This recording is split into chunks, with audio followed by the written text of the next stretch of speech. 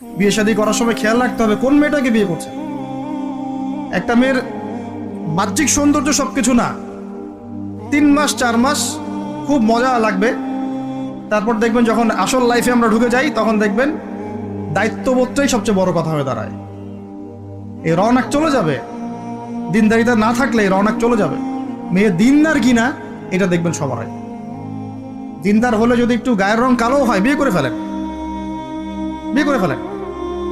বিয়ে তো কঠিন করে ফেলছে সমাজ, জেনা সহজ হয়ে গেছে। আপনি 17 বছরে বিয়ে করতে পারবেন না, 17 বছরে আপনি জেনা করছেন,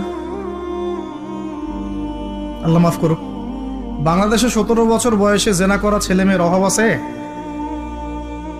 আদমশুমারির মতো এই কুমারিত্ব টেস্ট যদি করা হয় ছেলে মেয়েদের, তারপর দেখা যায় কি অবস্থা। তো বিয়েটাকে সহজ করা উচিত। বিয়ের বয়স একটা ফিক্স